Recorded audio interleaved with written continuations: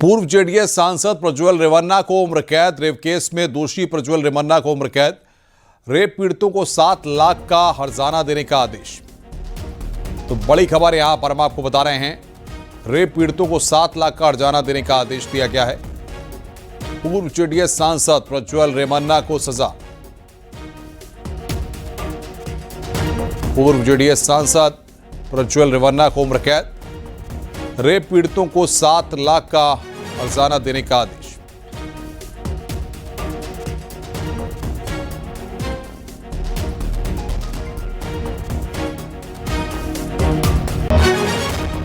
Bharatiya Janata party की senior leader Uma Bharti ने राहुल गांधी पर पलटवार किया। उमा भारती ने कहा कि राहुल गांधी अपने बयान पर कायम नहीं रहते, वो जीत और हार देखकर बयान बदलते हैं। इलेक्शन कमीशन बार बार उन्हें बुलाता है, लेकिन सबूत लेकर कभी भी वो पेश नहीं होते। उसका कारण सबसे बड़ी समस्या ये है कि जब वो जीत जाते हैं तो कुछ कहते नहीं, हार जाते हैं तो कुछ कहते हैं। तो वो अपने खुद के कहे हुए पे कायम नहीं है, उनको खुद नहीं पता क्या कहना है। हार और जीत देख के बोलते हैं ना, तो उनके वक्तव्य को कोई गंभीरता से नहीं लेता। वो खुद भी अपनी बात को गंभीरता से नहीं लेते, आप समझ जाओ ना। वो खुद भी अपनी बात को गंभीरता से नहीं लेते। मतलब राहुल गांधी अपने कहे हुए पे गंभीर नहीं होते। डिप्टी सीएम केशव प्रसाद मौर्य ने भी राहुल गांधी पर पलटवार किया है। केशव प्रसाद मौर्य ने कहा कि राहुल गांधी का गैर जिम्मेदाराना बयान देखने का स्वभाव है, वो बिना सोचे समझे और बिना तथ्य के कुछ भी बोल देते हैं। मैंने कहा ना कि ये एक गैर जिम्मेदार नेता प्रतिपक्ष हैं, जिन्हें ये नहीं पता है कि उन्हें क्या बोलना चाहिए और क्या नहीं बोलना चाहिए। पहले तो उनको यह बताना चाहिए कि कांग्रेस के शासन काल के दौरान जो विशेष तौर से भगवा आतंकवाद की बात कही गई और हमारे परम पूज्य सरसंघ चालक जी को गिरफ्तार करने तक की कोशिश की गई थी, और उस समय के जिसको आदेश दिया गया उसने उस कार्य को अंजाम नहीं दिया, अन्यथा इस देश की जो स्थिति है उसको किस प्रकार से बिगाड़ने की साजिश थी।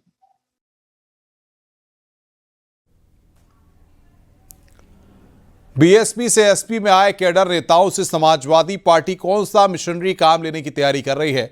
बाबू सिंह कुशवाहा, इंद्रजीत सरोज, लालजी वर्मा, दद्दू प्रसाद, त्रिभुवन दत्त और आरएस कुशवाहा को कौन से सीक्रेट प्लान पर लगाया गया है। पिछले 5 सालों में बहुजन समाज पार्टी के कई कद्दावर नेता समाजवादी पार्टी में शामिल हुए हैं। सभी नेताओं को खास मकसद पर क्यों भेजा जा रहा है, रिपोर्ट देखिए।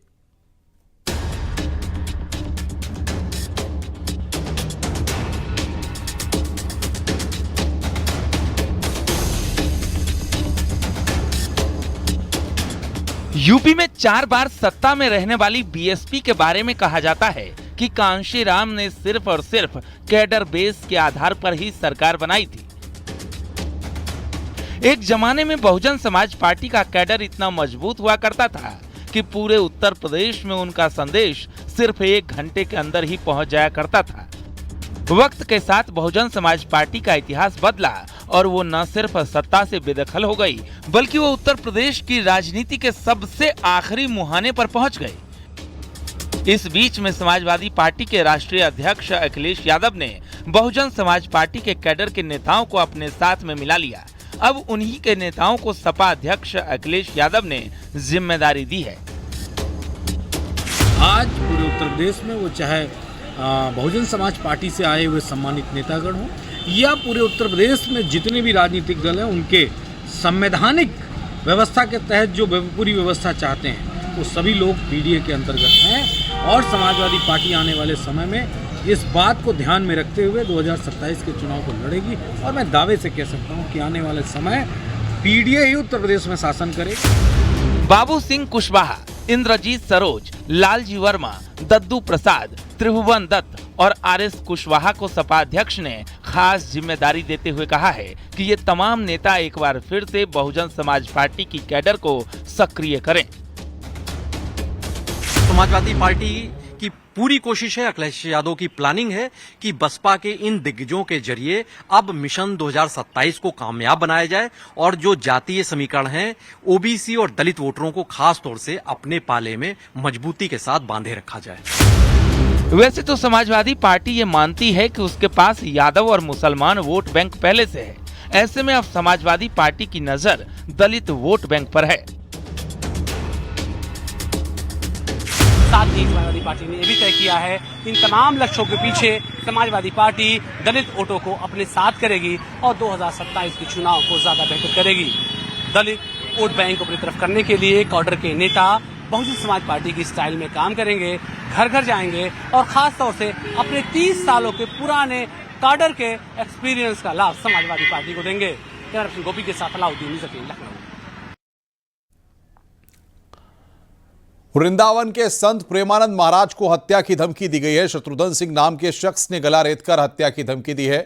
धमकी का वीडियो वायरल हो रहा है। मध्य प्रदेश के सतना के रहने वाले शत्रुघ्न सिंह ने पोस्ट कर लिखा है कि पूरे समाज की बात है, मेरे घर के बारे में बोलते तो प्रेमानंद होता और या कोई और, मैं उसका गला काट देता।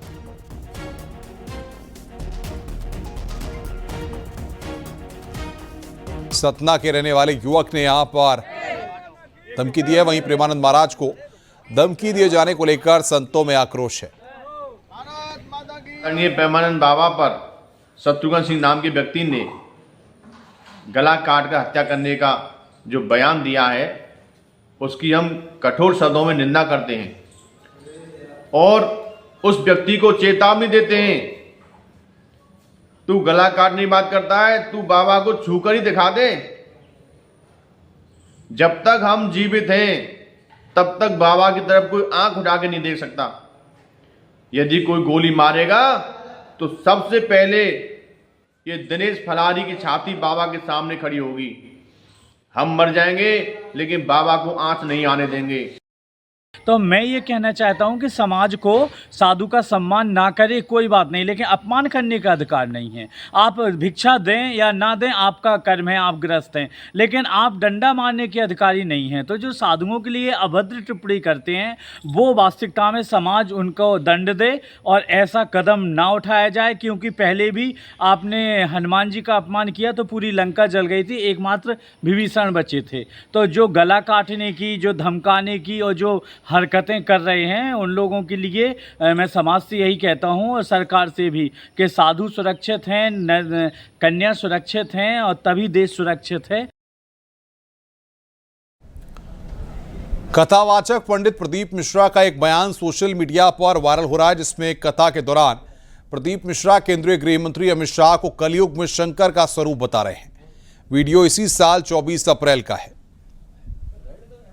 हमारे भारत के भूमि के गृह मंत्री जी अमित शाह जी इस कली काल के, इस कलयुग के शंकर का अवतार हैं। वो शांत भी रहते हैं, मौन भी रहते हैं और तांडव भी दिखा देते हैं। भारत की भूमि के वो गृह मंत्री अमित शाह जी शिव का एक रूप है और मुझे पूर्ण भरोसा है कि उनकी मौनता, उनकी चुपता और बाद में उनका तांडव जरूर देखने को मिलता है। और